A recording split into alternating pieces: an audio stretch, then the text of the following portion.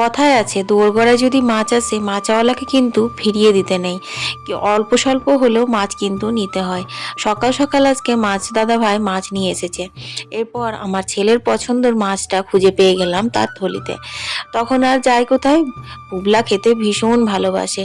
ওই তো সাটিন বাটা বা ওই যে কি বলে না একটা ফেসা মাছ, ওই ধরনের মাছগুলো।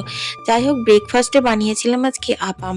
মাছটা তো কেটেই দিয়েছিল, ভালো করে ধুয়ে নুন হলুদটা মাখাইনি, এখন এমনিই রেখে দিলাম। তারপর ঠাকুরের বাসন কুসনগুলো ধুয়ে এখন দেখো একটু পালং শাক কেটে নিয়েছি। আজ আমি তোমাদের সাথে হাতে মাখা পালং শাকের রেসিপি শেয়ার করব। আসলে কি বলতো, পালং শাকটা না খাওয়া ভীষণ উপকারী, আর একটু অন্যরকম করে খেলে পরে না দেখবে খেতেও ভালো লাগে। প্রত্যেকদিন একঘেয়েমি পালং শাকের ঘন্টটা আর ভালো লাগছিল না, সেই জন্য আজকে এই হাতে মাখাটাই করব। যাই হোক, কেটে ধুয়ে নিয়েছি শাকগুলো। কড়াইয়ের মধ্যে মসুর ডাল, পালং শাক, কাঁচা লঙ্কা, হলুদ, নুন, একটু জিরে গুঁড়ো, এক মুঠো কুচনো পেঁয়াজ, অল্প একটু রসুন দিয়ে ভালো করে মেখে নিলাম।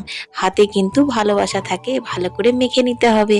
তারপর পরিমাণ মতন জল দিয়ে গ্যাস অন করে ঢাকা দিয়ে দিলাম। অবশ্যই গ্যাসটা কিন্তু সিমে করে দিয়েছি, কারণ ভাত আর এই হাতে মাখা পালং শাক হতে হতে আমাকে সেরে নিতে হবে অনেকগুলো কাজ।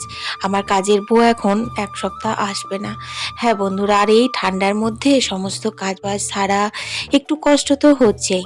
যাই হোক, নিজের সংসারে কাজ নিজেকে ভারী লাগলে তো আর চলবে না। ঘরের সমস্ত কাজ সেরে তারপর স্নান সেরে আমি এখন ফুল তুলে নিচ্ছি। অত্যন্ত ঠান্ডা পড়ার জন্য না সকালবেলাতে ফুলগুলো তুলতে পারছিলাম না। শীতকালে খুব বেশি ফুল ফুটছে না, যেটুকুনি ফুটেছিল তাই দিয়েই ঠাকুরকে আজকে পুজো দিলাম। ও তোমাদের বলতে ভুলে গেছি, আজ হচ্ছে 31 ডিসেম্বর 2025-এর শেষ দিন। ভগবানের কাছে একটাই প্রার্থনা করলাম, ঠাকুর এই বছর যা ওঠানামা দেখলাম, সামনের বছর 2026-এ তুমি সব কিছু পুষিয়ে দিও। যাই হোক, শাকটা তো হয়ে গেছিল, তার মধ্যে কিন্তু 5 ফোড়ন, শুকনো লঙ্কা, রসুন সর্ষের তেলে ভেজে ফোড়ন দিয়ে দিলাম। চলো এবার মাছটা করি। এই মাছটা রান্না করতে করতে তোমাদেরকে একটা গল্প বলি, গল্প হলেও কিন্তু সত্যি। এই মাছটার না ভর্তা খুব ভালো হয় আর খেতেও অত্যন্ত সুস্বাদু হয়। তো আমি কি করেছিলাম জানো, একদিন এই মাছের ভর্তা করেছিলাম। সে আমার ছেলে কি অশান্তি করেছিল, মামি তুমি ভর্তা কেন করলে, তুমি কেন এই মাছের ঝাল দেওয়াটা করলে না, যেটা আজকে করছি।